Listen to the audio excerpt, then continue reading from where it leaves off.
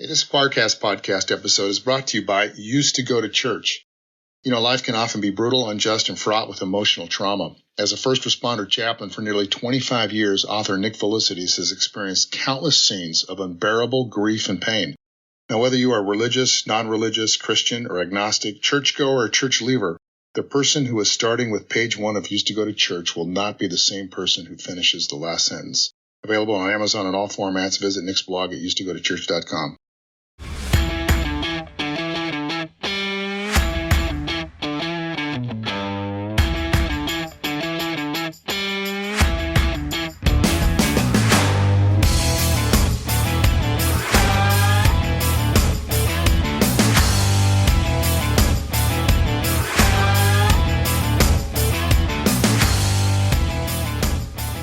Hello to you, our dear listeners. Thank you for tuning in again to another episode of I Was a Teenage Fundamentalist. Troy, how you doing? I'm doing very well. Thank you, Uncle Brian, as my kids call you. And life is good.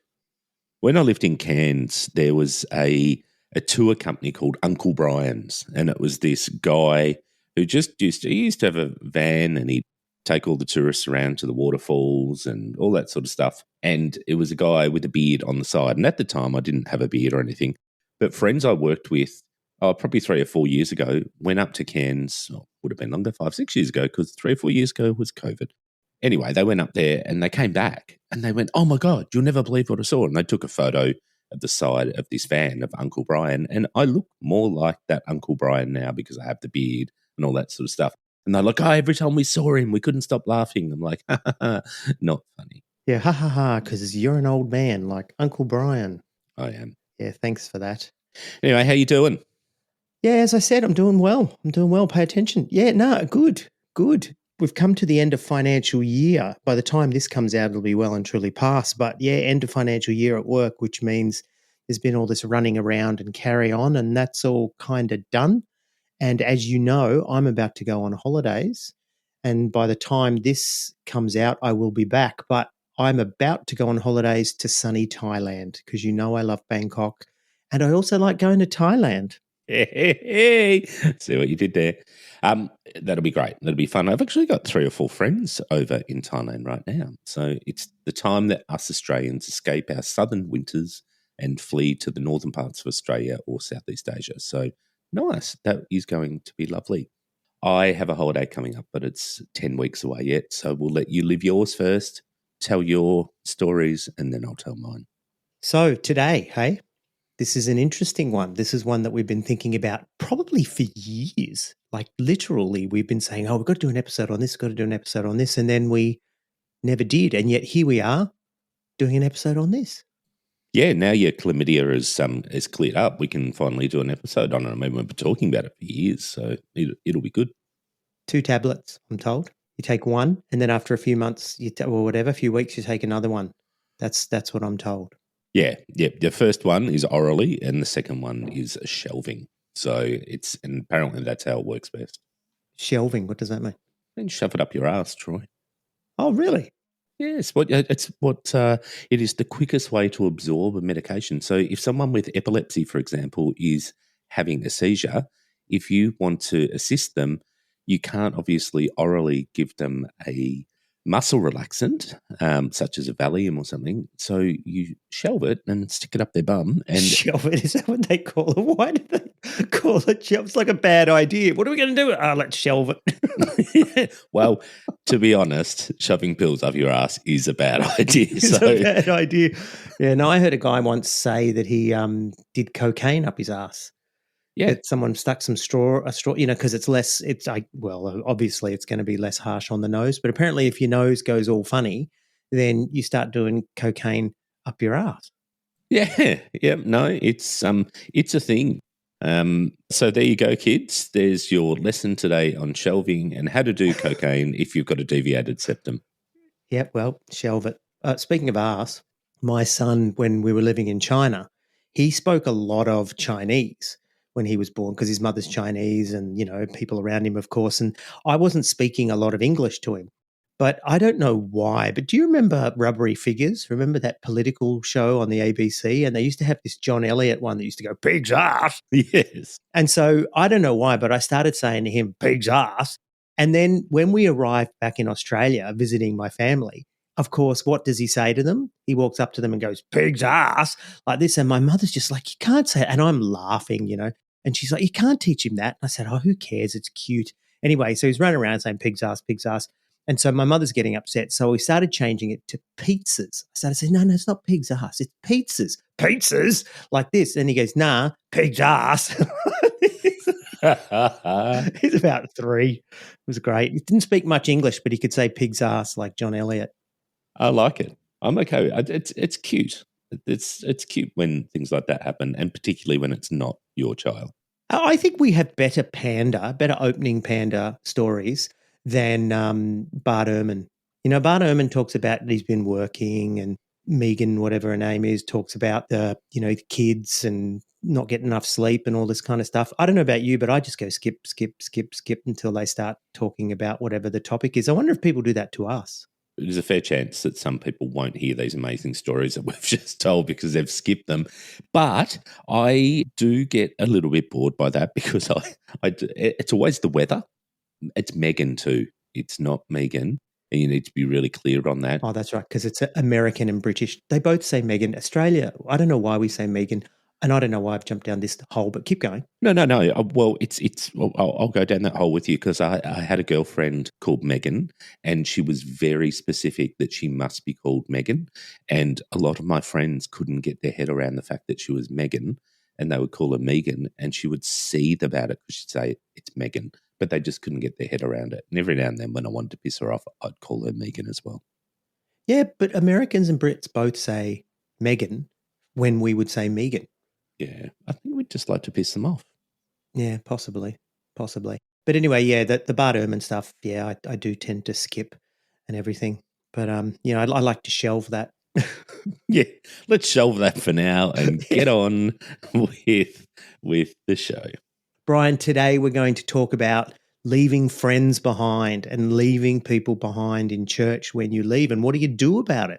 What do you do with those people that cut you off? What do you do with those people that want to stay your friends? And I think this is definitely a topic worth addressing because you and I have got some really good stories around this. There's different stages of this as well. And some for me, like I disconnected with and reconnected with many, many years later. And that was some people that have even remained in the fold, mostly those who haven't. So I think for me, it's been quite different depending on what stage or what type of community I've left, at what time in my life. Because you know how it is. Quite often, those people that you connect with in your younger years, particularly as a teenager, and those as in your early 20s, or when you have kids, those people that you really form deeper connections with. So I wonder if there's some of that in it as well. But we're going to unpack it and talk about our experience anyway. I was thinking about this and how to plan for this and what we should talk about. And I thought really there's been 3, maybe even 4 major stages in this whole process. There was leaving the Revival Centre. There was leaving Great Big AOG. There was leaving, inner city Church of Christ or whatever I called it. And then there's sort of all these years later. And so, yeah, there's kind of been these other or these unique stages to it all. What about you? Do you sort of see it that way as well? Or well, of course, having never been in the Revival Centre, maybe not. No, definitely not Revival Centre, because now that is a theatre, I leave there many times because I go and watch bands there. So, yes, I do leave the Revival Centre often. Some of them are even sober. But I think for me, I hadn't been thinking about it in those sort of stages until we had a chat. I think it was yesterday, day before, whenever it was. And I thought, yeah, that's true. That actually reflects my experience as well, that there has been different stages, different experiences. And I think as I went from more hardcore fundamentalist through to more progressive expressions, it was easier to stay connected with some of those people that are a bit more progressive because I think, they were also more accepting. I wonder if hell has a lot to do with it, that sort of cutting off of people. Like if you're going to be cut off eternally, well, then you can be cut off in this life kind of thing. So I wonder if that's sort of makes it easier for them. I don't know. Maybe not. Yeah, quite possibly.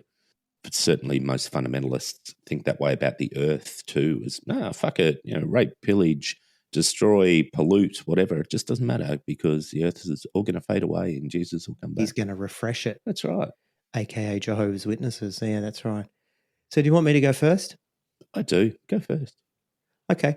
It's interesting because when we first started this podcast, I can remember I used to say to you, now I don't want to talk too much about the Revival Centre, and then I would talk about the Revival Centre. And you said that to me. You said in one of the early episodes, you keep saying you don't want to talk about the Revival Centre, and here we are talking about the Revival Centre. And I think that's because originally I didn't want this podcast to be unrelatable to most of the AOG mass sort of mainstream Pentecostal kind of people, talking about the weirdness of the Revival Centre. But as we've gone on, I realize they are, in a lot of ways, the poor cousins, but they're still cousins. And it's still very much similar experience, even though they sort of did their own thing and cut themselves off. But the thing about the Revival Centre is that they practice shunning, a la Jehovah's Witnesses. Like, you leave the Revival Centre, that's it. You are cut off. Officially, unofficially, no one has anything to do with you. And anyone who does is being naughty. I would just like to clarify for listeners that shunning is different to shelving. Is that correct? Well, it's pretty similar because they say, you can stick your friendship up your ass. You can stick your life up your ass, pretty much. Pig's ass. I was going to say you were about to troll out John Elliott there. There he was again. Anyway, yeah, so they would shun you, they would cut you off. And so when I left the Revival Centres, or actually when I was put out, that was the language, put out. He's been put out of fellowship. And so when I was put out of fellowship for having sex with a girl, my friends who were basically my entire life, as can happen, when you're in church and even more so when you're in a cult, they all just cut me off. Bang. The only ones that didn't were the ones that were already on the edge of leaving, and we just stayed in touch. And so there were some, or they had left quite recently. And like most cults, you find that the greatest support is from people that have been in the group. And so I had some friends of mine, Sean and Lisa and others, who I used to just go out partying with. And we would lament the fact that we couldn't see the rest of our friends. And we gelled in that and we understood each other and supported each other. But yeah, they completely cut me off. And I think I told the story of going to visit a friend of mine not long after I had been put out. And she said to me, "What are you doing here?" at her work. She goes, "You know how this works." And it just blew me away because I was like, I thought we were better friends than this. I thought we had a real friendship. And in many ways, I think we did. But once you leave the Lord, in air quotes, and remember in the Revival Centre, you leave the Revival Centre, you leave the Lord. You can go to another church. You have left the Lord, because that's how much of a cult they are and or were. Yeah, it was really hurtful. The other thing I guess I want to throw in is that I have become aware since my ADHD diagnosis of this thing called rejection sensitive dysphoria. I think I turn it up. That feeling of rejection is actually more intense for me than maybe others. And a lot of people used to say to me, even after leaving the Revival Centre, "Why don't you just let it go?" And it was like, well, tell me how. Tell me how I'm supposed to let it go. I did my rejection sensitive dysphoria come about because of this rejection that I experienced, because it was very, very intense? Or was it very, very intense because of the rejection sensitive dysphoria? I don't know. But there was this feeling for me of they have to accept me. And so I would try again and again and again.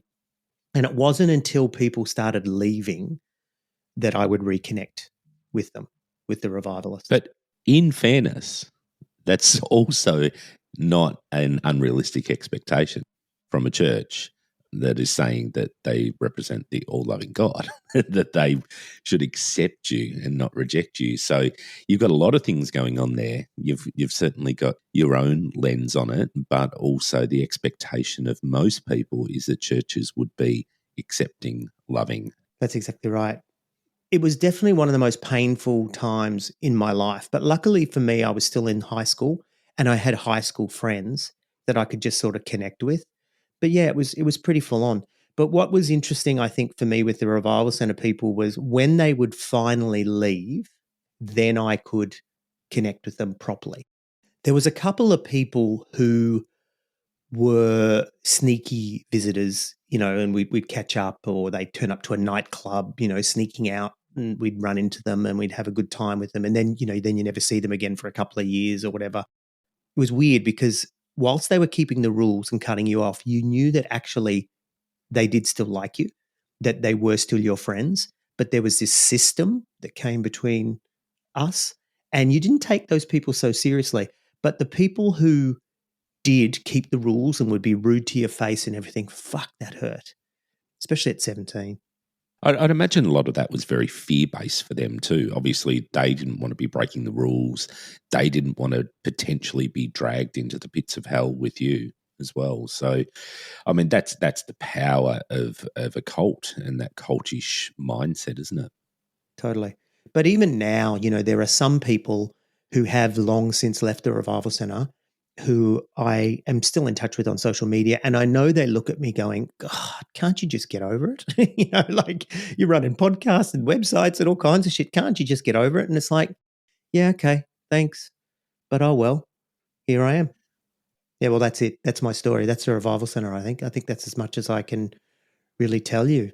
And as you know, there were some Revival Centre people that had joined Great Big AOG, which is how I ended up in there. Yeah. So I sort of connected with them. I think there was a kind of connecting with the other Revival Centre people. It's funny, I'm just thinking this now that on one hand, yeah, they know you, yeah, they understand, but it's also a way to get at least some of them to continue to accept you. And I think that's part of the attraction of connecting with those people as well. That's completely expected when a cult fucks you up. Trying to work it out, trying to actually work out whether it's you or it's them. And hey, Troy, it was them. Oh, totally. It was them. Motherfuckers. Oh, yeah. Yeah, look, for me, like as I said, when we started talking about the different phases and stages of this, I joined together my first couple of fundamentalist communities, which were really the only fundy communities for me. And that was the one that I came into when I returned from Queensland after I got shaved in the Lord. I joined them, but I was very on and off too in between there. And I was going to Penty churches and they were accepting, they were good, but then I wouldn't turn up for a couple of months because I decided, I'm really not into this. And finally, when one of my brothers came down from Queensland, decided to live here, he and I started going to a Penty church. And I've got to say, I've said this before, that was one of the most positive experiences for me. There was great people in there. I think for me too, I had a fair bit of dysfunction growing up in terms of not erectile, just want to be clear on that, but dysfunction in terms of relationships. My family was functionally dysfunctional, I think is the best way to put it. There was love there, but I'm not quite sure that onlookers would see the love that was there because it was dysfunctional. But, they kept me safe and that all worked out. But I don't think I knew how to nurture relationships, how to really nurture friendships, what a healthy one was and wasn't. And I think that community showed me and really helped me. And I think I was 19 to maybe 20-ish when I was there. And that, I think, was all in all quite a positive experience for me. Doesn't that speak to the fact that you were vulnerable to those kinds of groups? I mean, it's funny because people would say that kind of stuff. Oh, I'm glad you found something. Oh, you found community. This is, back when. And I was like, no, it's more than that. It's more than that. Now I look back and go, oh, yeah, it was totally tapping into that. I mean, that's what these churches do. And I also wonder that the awesomeness of it was you just weren't deep enough into it to really see all the weirdness. You were just sort of on the fringes, which some people have that experience the whole time and they walk away from it going, yeah, it was great, a la Bart Campolo, John Wright. Whereas I think if you get sort of deeper into it, that's when you see all the weirdness. Yeah, I don't know. I mean, I did start to get into leadership pretty quickly in that place and probably saw some of the inner workings. Although it was a full-on Penty church and it was very evangelical, I've spoken about, used to go out to the train stations to witness to people, all that sort of stuff. Maybe the clique that I fell in with was a little bit more healthy. And I'm still connected with a lot of those people 35 years on. But I think for me, yeah, absolutely, there's a vulnerability, and that's why I fell into that. But I can say with all sincerity, it actually helped me.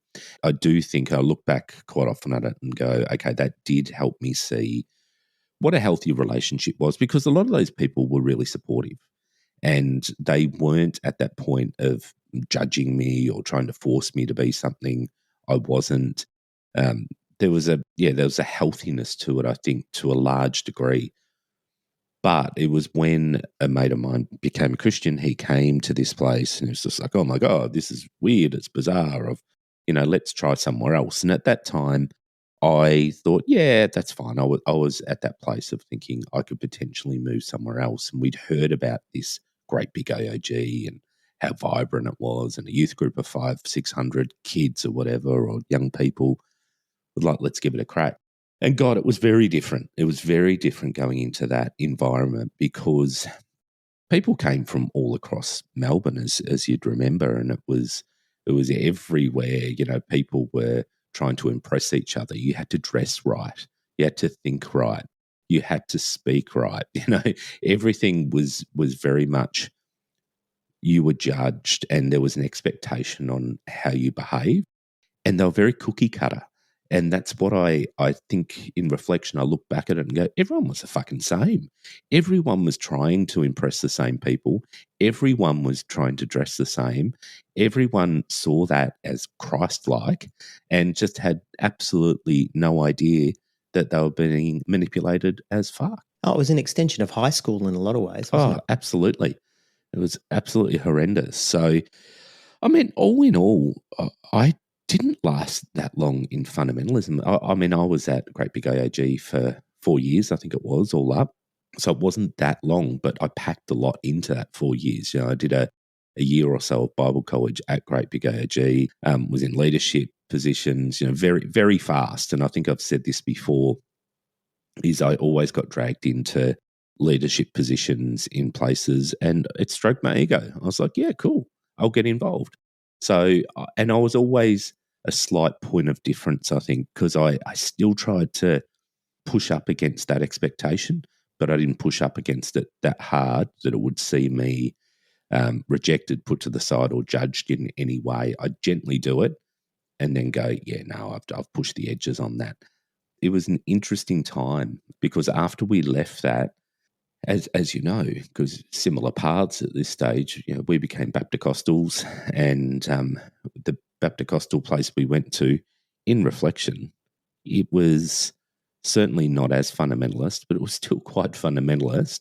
The people there, it was probably a different expression, but it was in a different part of Melbourne too, where there wasn't that expectation around the way you dressed, you looked, you spoke, all of those sort of things. You didn't have to be a professional, you could be a tradesperson, all of those sort of things, and you're accepted.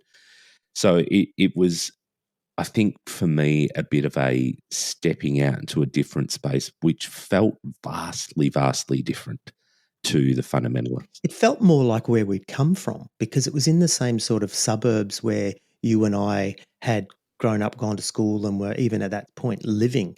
So, you could be a little bit more sort of surfy, you could be a little bit more sort of surf, dive and ski sort of stuff rather than country road, like it was, in some ways it was cooler. Yeah. In terms of sort of street vibe, sort of what became Hillsong, it would have been more that sort of cash.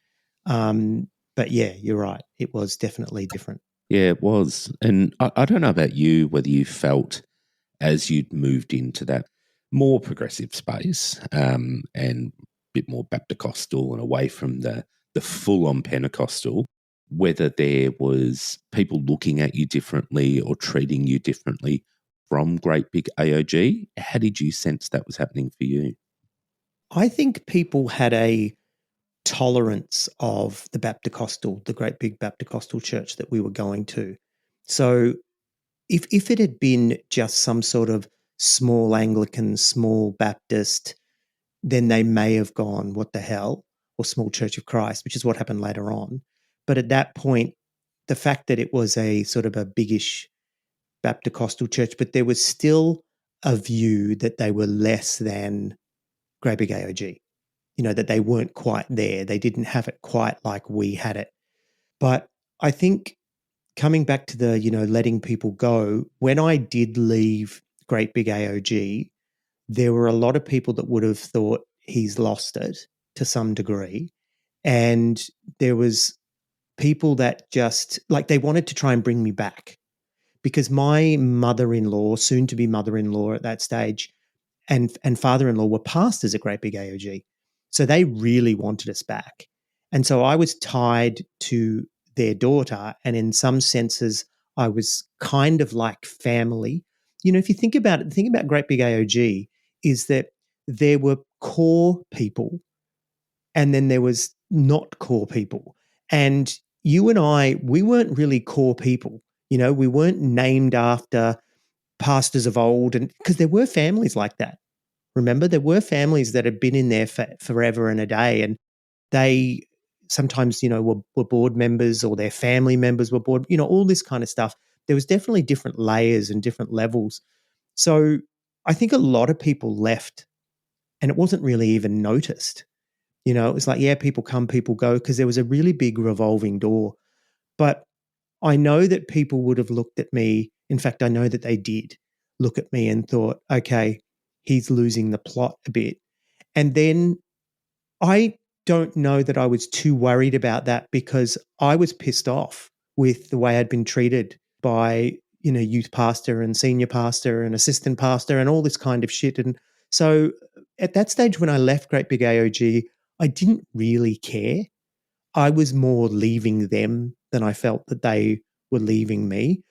But later on, Brian, and I'll put a pin in it to come back to this, but later on is when it mattered, because when I did try to reconnect with them later on, that's when I felt it was like, no, you're off. You're not part of us. Yeah, it's interesting, isn't it? And I think it became similar for me. So it'd be good to unpack that and try and understand why it happened, because as people would remember if they've heard the earlier episodes, and if they haven't, well, go and repent.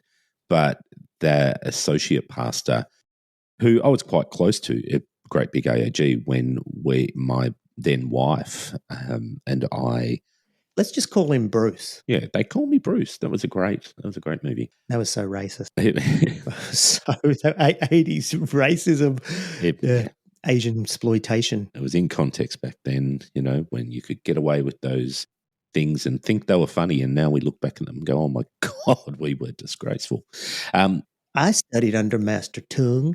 Master Tung's a pussy. See, you even remember lines. Yeah, video store classic. But yes, and of course, the blockbuster man that you are, you would remember these. You probably watched them on repeat. Yes, but the associate pastor, like he called us over for dinner, and you could see what was coming. We'd already told him that we were leaving, and he gave me the old line of we were going to become pew warmers, and we're going to be less Christians, and there's leadership opportunities for me at Great Big AOG, and I'm leaving that behind. I really just didn't give a fuck.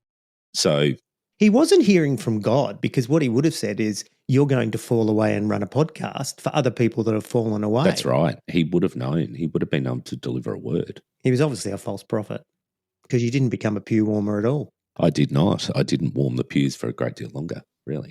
And none of the churches we went to from then on had pews. They had plastic seats, so completely fucking off track. But he did that, and we left. But when we were at this more Baptist-costal, slightly more progressive, in hindsight, probably not, we still maintained our friendships with people who had gone to other churches, friends that still remained at Great Big AOG. And I don't think we rocked the boat too much, although I was starting to see through the bullshit. I was starting to see through all, the words of knowledge and all that sort of shit that was bought during a service, the manipulative rubbish, because we just didn't see that in this suburban Baptist-costal church. It just wasn't part of them. And I don't think they would have stood for it, because they were quite working class and a very different approach, I think, to many of the things. And they were probably a lot more community too, because unlike Great Big AOG, you didn't have people coming 50, 60, 70 kilometres from one side of Melbourne to the other to attend it. You had people who was very local. So when you caught up locally. You didn't have to drive, 30 kilometres to catch up and have pizza with somebody. So I think the connection was a lot more local, which made it a bit more real and less pretentious, although there was still very much a Baptist-costal theme to it, which you knew you were being judged if you stepped out. In that stage, when we moved over to Baptist-costalism out of Great Big AOG, do you think from the people's perspective that looked at us, there was a self-defense in the way that they viewed us? Because if they turn around and say, oh yeah, there's other places to go and they're as good as us, or there's even better places to be, what does that say about Great Big AOG? What does that say about their own community? And I'm thinking, like, we have a mutual friend, Matt, right? And I'm thinking about him, for example. He would just, I know that in himself, he's just like, I don't even want to know. Oh, these guys have just, they're just being stupid. They're just carrying on, or whatever it was. And some of those other friends as well, that they didn't even think about it. They just went along almost. Yeah, I think you're right. People definitely would have seen us as lesser, and I would have too. When I was really in the throes of Great Big AOG, I remember thinking, this is the only place. I didn't think it was the only place you could come and still be saved, but I thought, this is the only place. Why would you want to be anywhere else? Look at the energy here. Obviously, God's present. Look at the wealth. Obviously, God's blessing us. There's no doubt, and lots of stuff happening right up to when the Toronto stuff happened. Really, I had such a high view of that place and the people. And it took me, because people may remember, I was at Bible college around that time, as you were. And it was at that time when I started to become a little bit more educated by definitely people who were more progressive than that Pentecostal view that we were exposed to, that I started thinking about it and probably deconstructing part of it without knowing I was deconstructing. But I would have defended that place to the end before that. And I can see why people do. But what the sad part is that people are in those sort of communities for their lives, can't see through them, because again, it's that reinforcing bubble that you and I have referred to over and over. If you're not going to challenge yourself, you'll just sit within there, and you're never going to challenge the norm that is presented to you. I remember when I moved over to inner city, slightly progressive, and it was, compared to Baptist-costal and compared to Great Big AOG and Revival Centre, it was totally progressive. But it's certainly not progressive by what we would call progressive now. They still held to all the doctrines, yada, yada. So they were still very much part of that in-group in terms of evangelicalism, even though they were out sort of on the fringes. But I can remember when I was going there, I started looking down on Great Big AOG people when I was there. I was just like, oh, these people have lost it. You know what I mean? Because I also had, by that stage, rejected all that weirdo Super Spiro stuff. And for our American friends, Super Spiro is, just where it gets really spiritual and superstitious and, pleading the blood and words of knowledge and all that kind of thing. And I remember 2 young people from Great Big AOG came to visit our church. And I guess they'd heard about, this interesting, church, inner city, urban, da-da-da-da-da. And they came along, and he was in a suit with a great big leather Bible in his hand. I mean, these kids were like 20-something, right? They were not, 45. But, the suit with the leather-bound Bible, and she was, in a, I don't know, Laura Ashley, whatever. They were just totally decked out.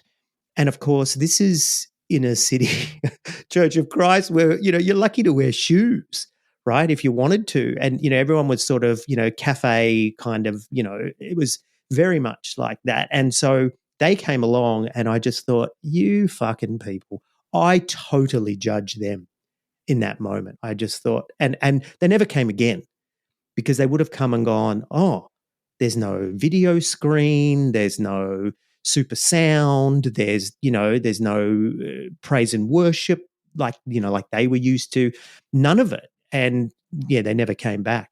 But I had grown so far away from them. And they had, that I didn't give a fuck at that stage what they thought of me. I really didn't. Yet, at the same time, there was still a feeling in me of, don't you fucking reject me, knowing that they fully do and did. Oh, totally.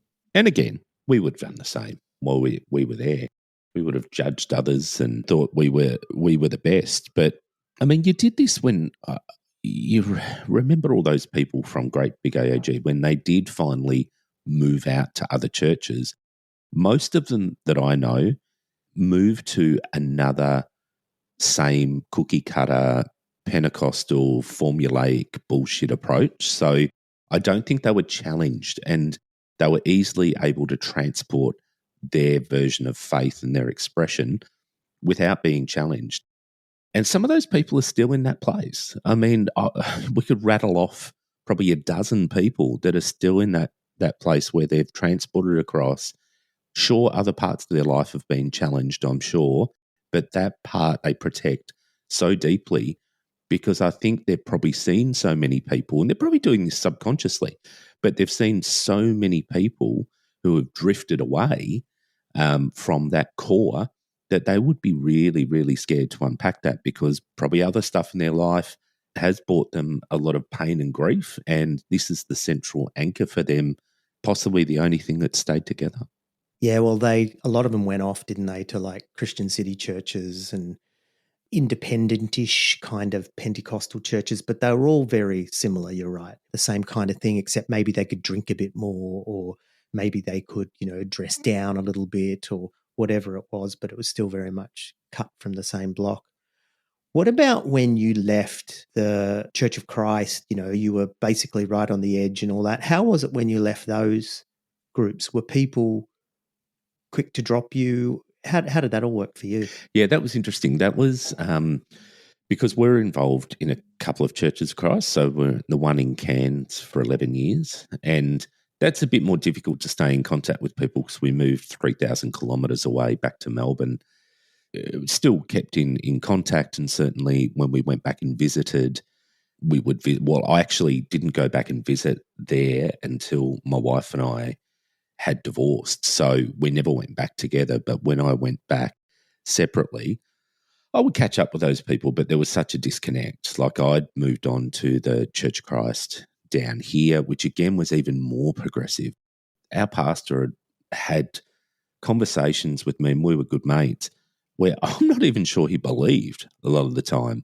I'm not sure that he actually held on to those basic tenets of Christianity.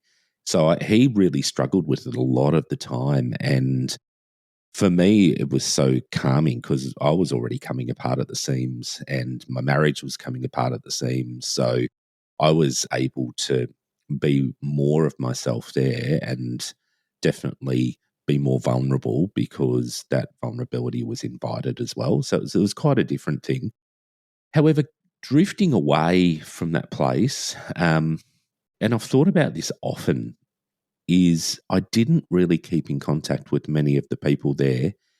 And there's complexity in that, which I've spoken about before, that because my marriage broke down while I was there, people pick sides, which is what people do. So it was very difficult when a lot of our friends were couples, and naturally the women will drift to the side of the wife and the men to the man. And and it makes it very difficult because then you can't catch up with people together, or people don't want to catch up with you together because they don't want to upset the other spouse or ex-spouse. So there's a complexity in that. And I've tried to often think through that and then go, I know that I used that as an opportunity to walk as well, because I was just like, okay, this will be too hard. And I've been wanting to walk away for over 10 years now from the whole thing. And I used it as a bit of a break. But every now and then, here we are, I left that community 13 years ago. I still get text messages from guys there going, hey, happy birthday, been thinking about you. I hope you're well. And we say this every year.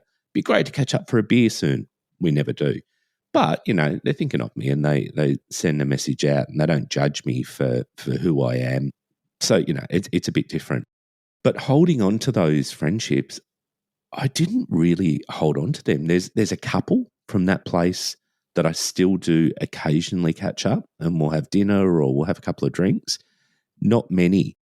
However, when I look back at that very first Pentecostal church I went to before Great Big AAG, there's 10 or 12 people from that I still have very regular contact with, whether it's just online through Facebook or Insta or whatever, or it's the occasional text, or it's the occasional catch up and we'll all get together and have a few drinks. So How many of them are still in, and how many have there's left? probably 2 or 3 that are still in. So the vast majority have left. And, one would argue that the vast majority of those had left before I had, even though they were still there.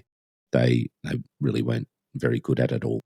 But I think maybe that's the connection, or maybe what I was saying before about, because that was when I was 19, 20, 21, around that sort of age, that I formed really good, solid friendships. These people helped me navigate what a healthy relationship and friendship looked like.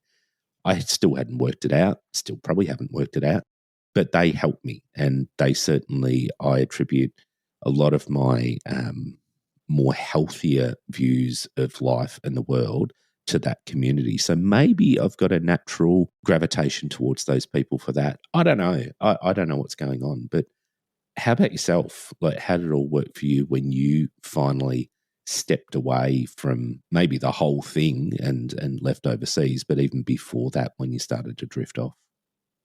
When I was still in inner city Church of Christ, I used to sort of visualize the gang from Great Big AOG, and I mean the young people that were in our youth group, and I used to feel the judgment from them. And I think we talked about this recently, or on a more recent episode, when I said, when I did actually divorce, I could feel their judgment.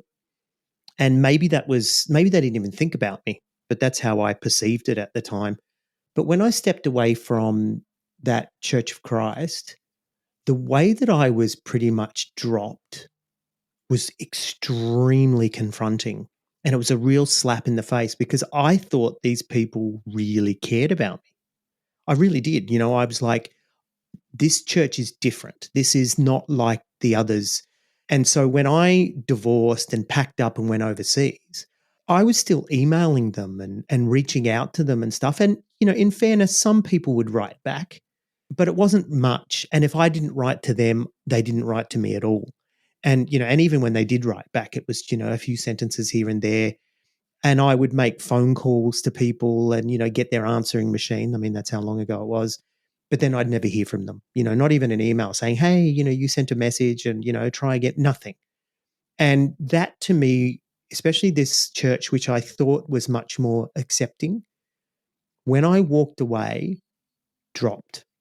And yeah, that actually hurt, because I thought these people were better friends than they were. It was kind of, I sort of felt like, it was an illusion.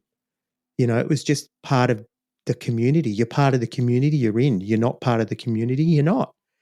I can remember talking to one of the people who was, when I was there, she was one of the pastors. And she said, I made some comment about it on Facebook or something.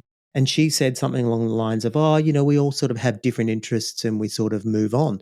And I'd heard the Revival Centre pastor say that about the shunning, when people had said, you're being accused of shunning. And he goes, no, people just have different interests and they move on. And I think it's convenient for them to see it that way. But I thought we were better friends than this. And, my life had fallen apart with my divorce, and these people have been very helpful in, giving me somewhere to live and all that kind of stuff. And I thought we were better friends. Maybe I was just a project.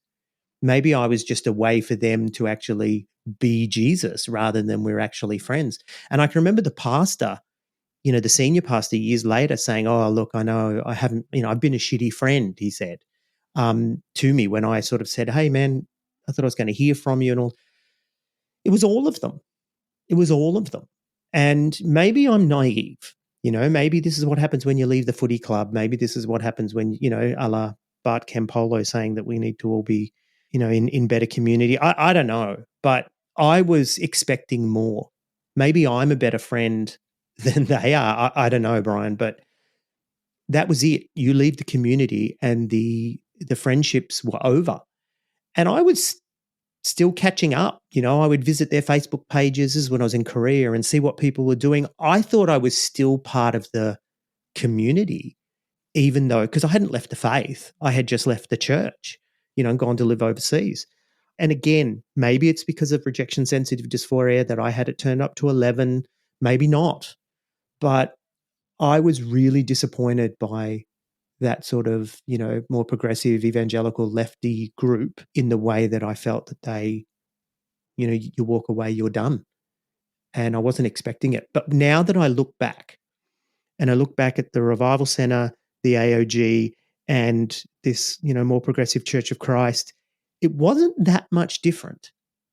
There was certainly less shunning each step you moved away. There was certainly less hardcore. But at the center of it, if you're not part of the community, if you're not keeping the rules, if you're not, then that's kind of it. Now, that said, there were people that did try a little bit harder, but they tended to be more on the edge themselves. And, some of those people now listen to our podcast and, that they've since walked away from the faith themselves. And I am in touch with them. But it sort of leads me to the next stage, because when I had finally walked away, I remember trying to reach out to a couple of the great big AOG people who I had been genuine friends with. I can remember some of them saying, "Oh, I'm actually friends with insert ex-wife's name, and I don't want to upset them by, connecting with you and blah, blah." And I was like, "What?" And I took it at face value and thought, "Oh, you're actually being," and then it dawned on me, "Oh, no, you're judging me because I left the marriage. You're actually taking that AOG line of the person that leaves is the bad one, the person that stays is the good one. And you're actually judging me.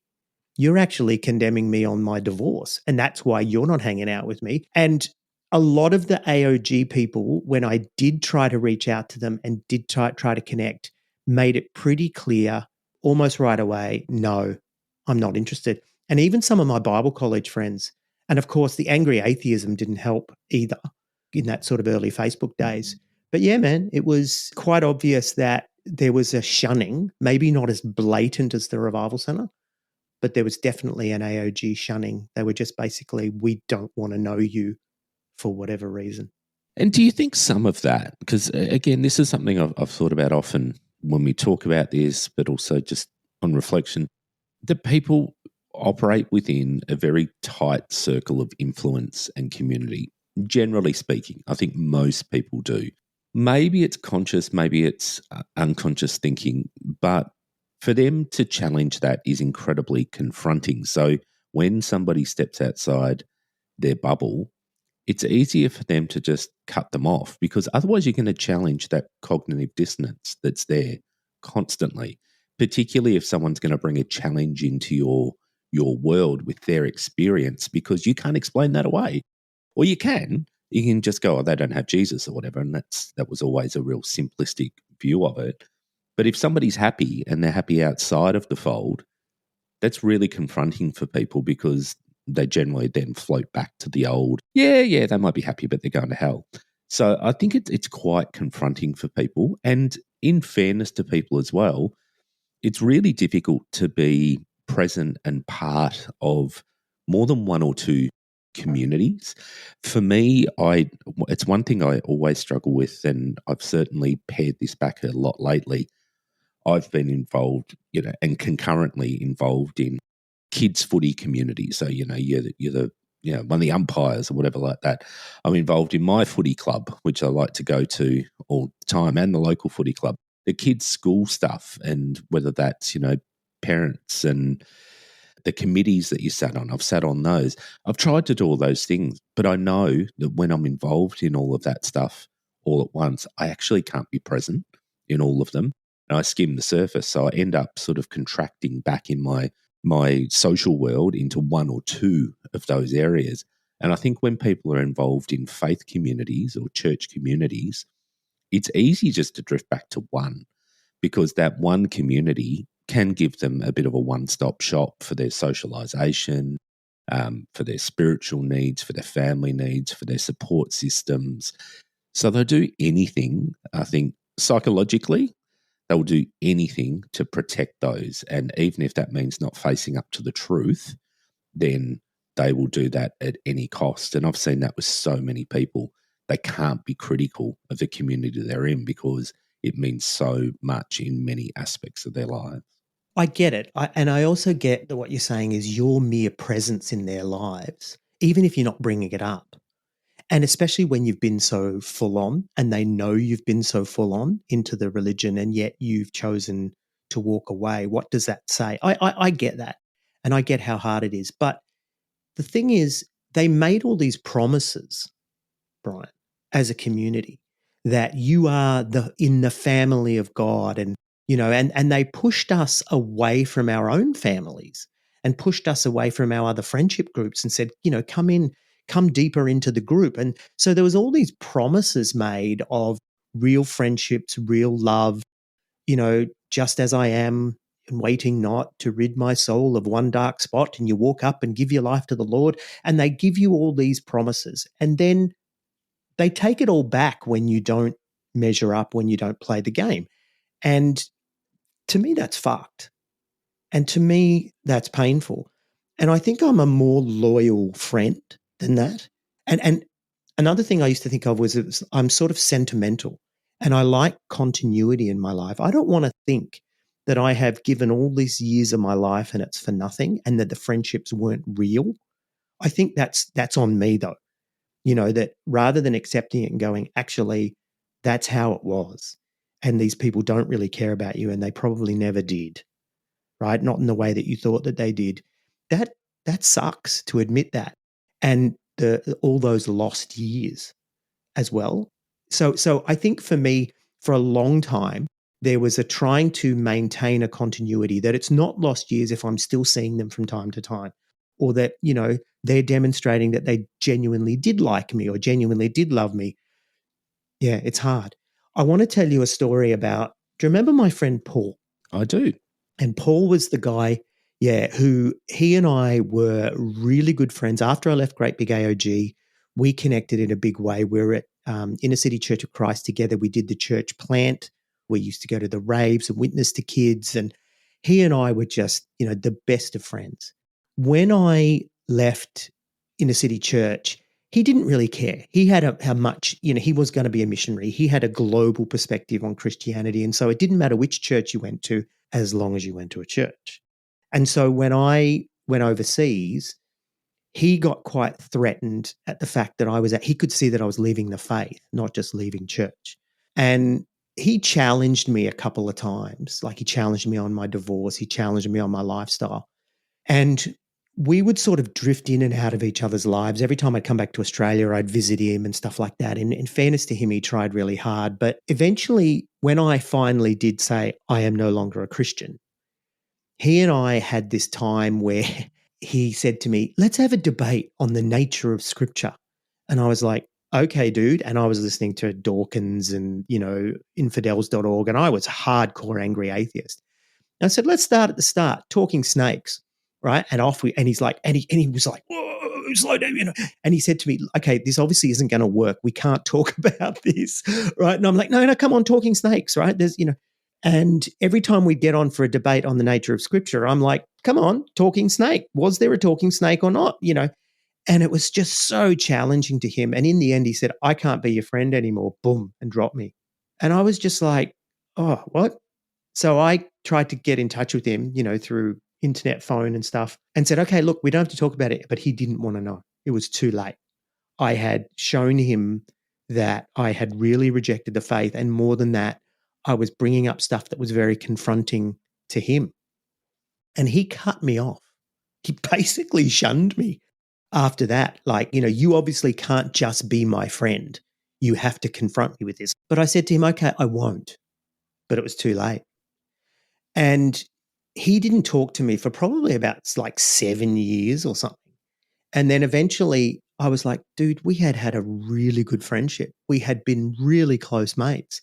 And so probably sort of COVID-ish time, just before, or maybe it was during COVID, I found his phone number online.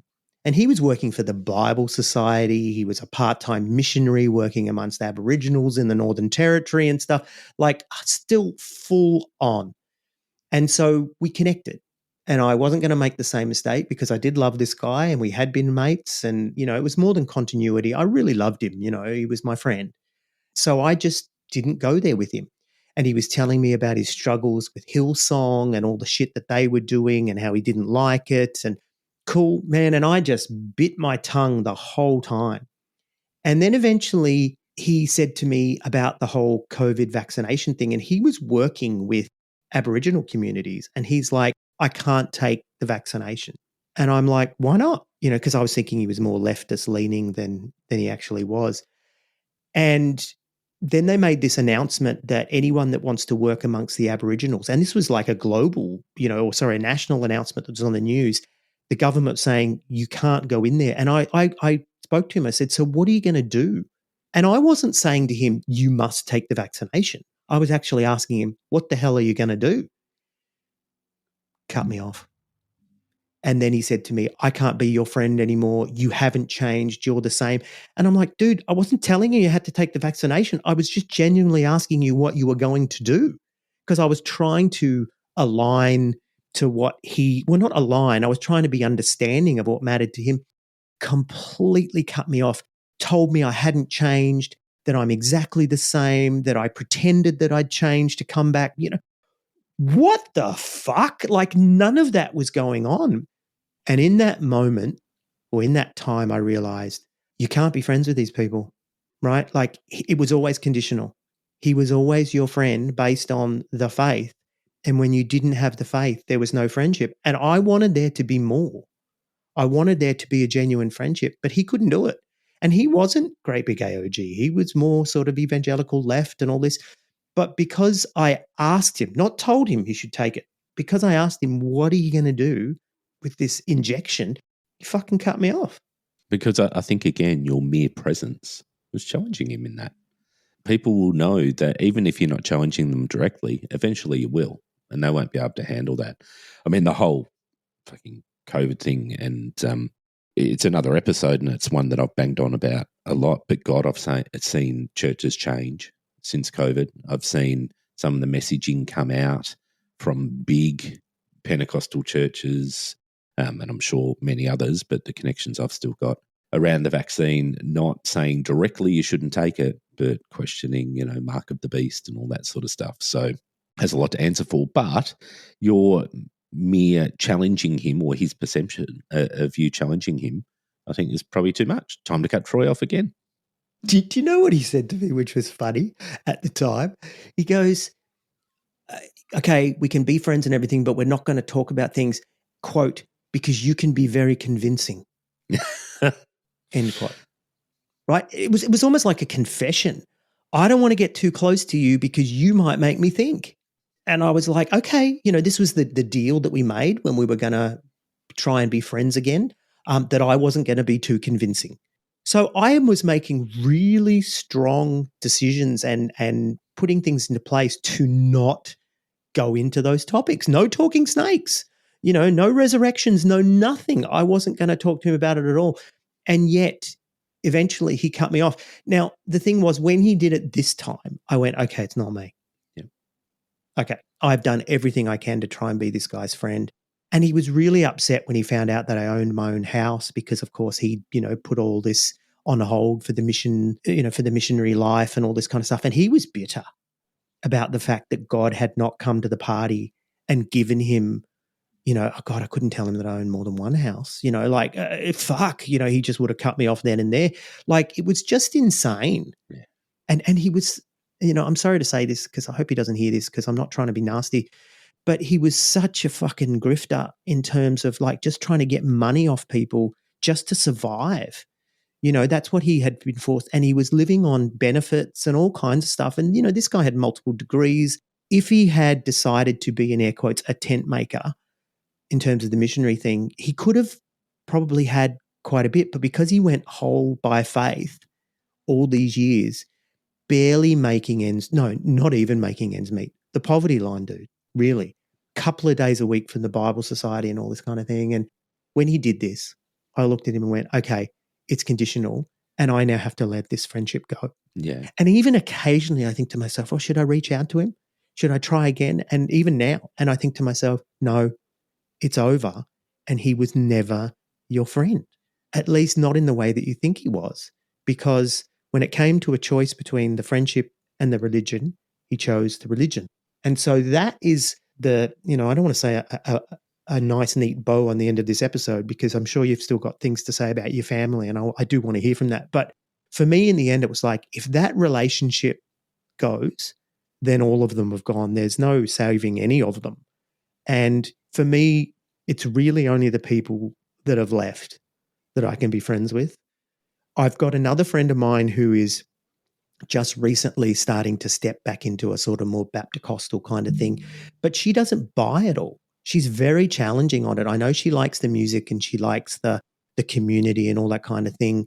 That's the only person I've got in my life who's really in any sort of sense a practicing Christian. And, the great big AOG Baptist people would totally look down on her anyway if they really knew what she believed.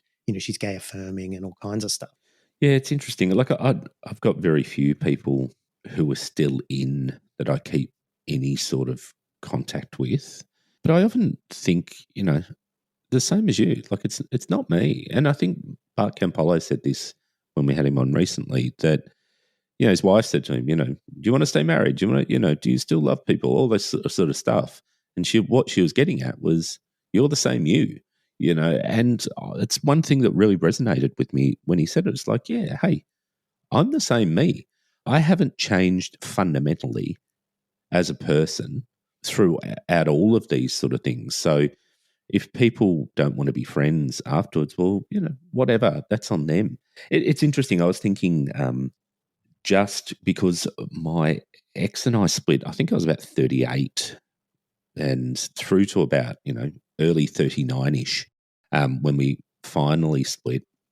And because there was definitely that, what I reflected on before about people not wanting to choose sides, there's a lot of love for the first few months until it just got too hard for people and they started to drift away. Anyway, I had my 40th birthday, and this is probably 6, 7, 8 months after I'd completely left any community, any church community. And I invited quite a few of those people that we'd been friends with, and I'd invested a lot in that community. I'd invested 5 years into relationships there and friendships, and were very close with quite a few people, and they really did become core friendship group. Now, I also invited a bucket load of those old friends from that first Pentecostal church I went to. And, these are people I'd sporadically kept in contact with over 20 years. So, our relationship was long lasting, but, it probably didn't have that depth it did 20 years ago. The vast majority of people that turned up to my 40th were people from years and years ago.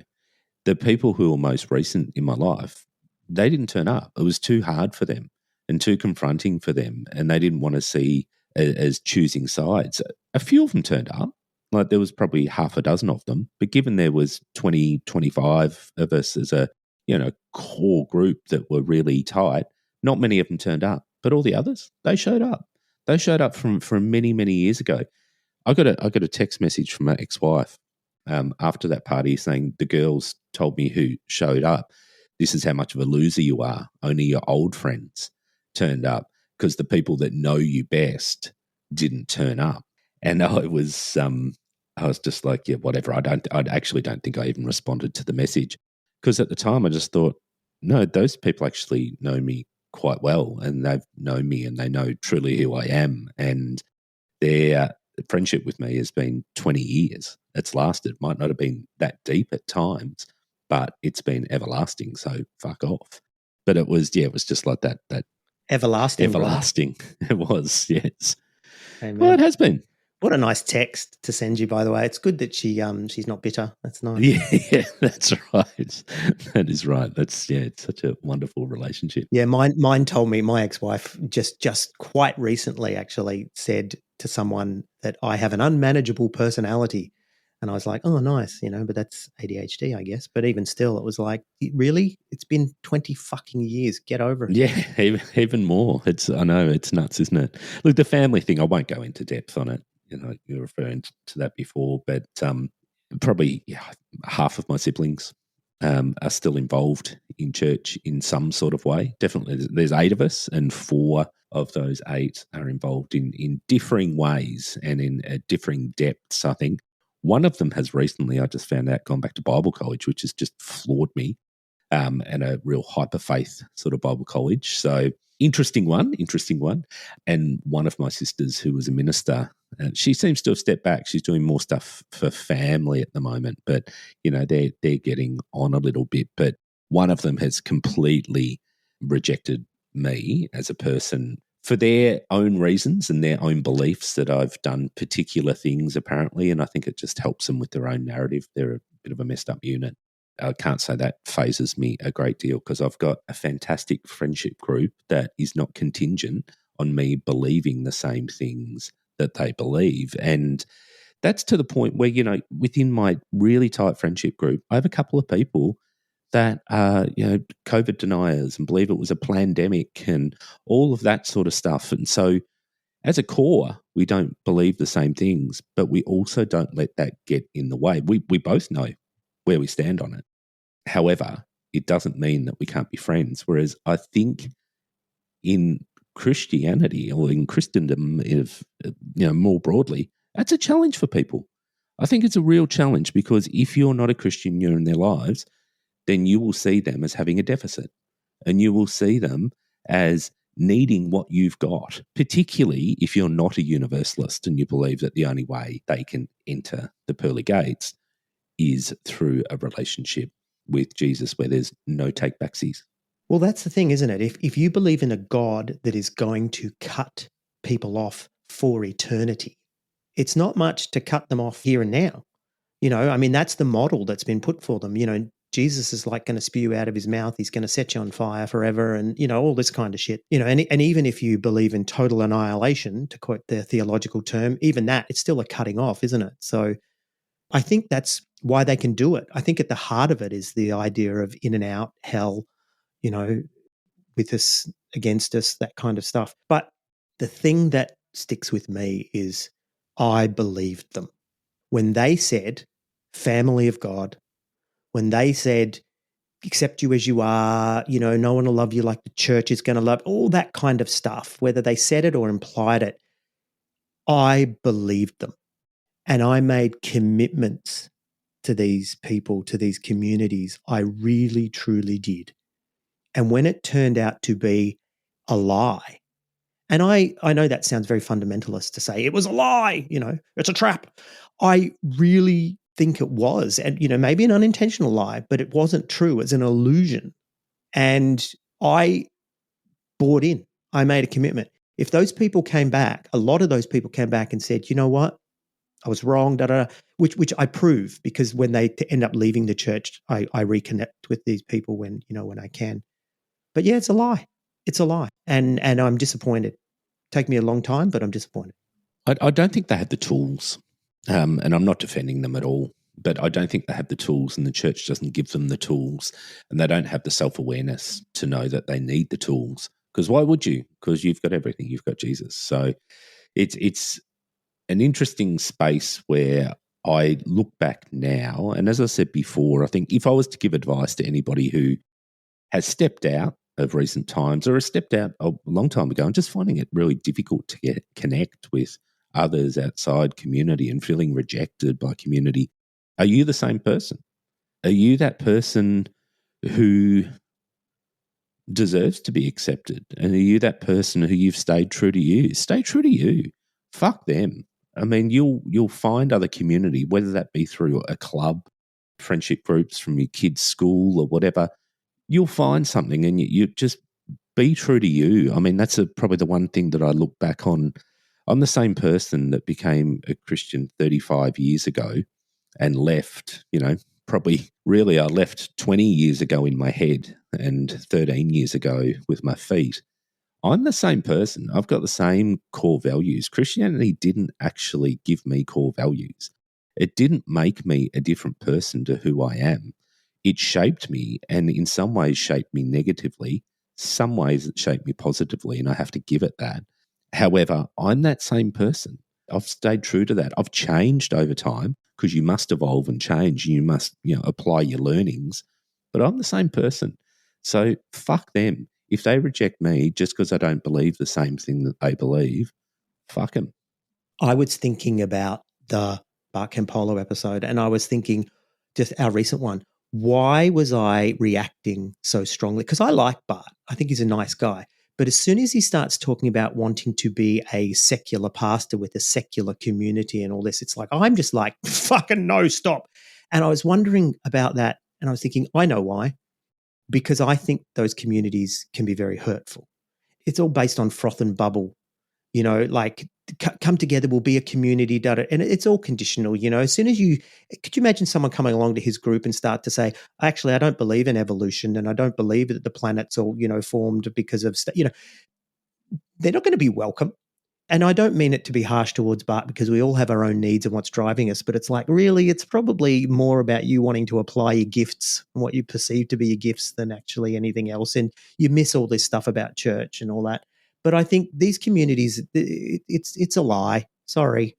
And these church communities are a lie. And I've had to accept that. I've had to accept that my friend Paul rejected me because I didn't believe the lie and I didn't go along with it anymore. And it's not about me as a person. And it's taken me, like I'm 50-something years old, it's taken me a long time to actually get to that and go, it's not me, it's him. The old, it's not you, it's me when you're breaking up with someone. Nah, this is them. And I have to accept that. And it's been very hard to do. Maybe that's because of the rejection sensitive dysphoria. Maybe it's just because I'm a bit of a sook. And it's taken me this long that it's not me, it's them. And so that's what I want to say to people who've left recently. Don't take as long as I did. Deal with it now. Accept the fact that these people are fucked and you just need to get on with your life.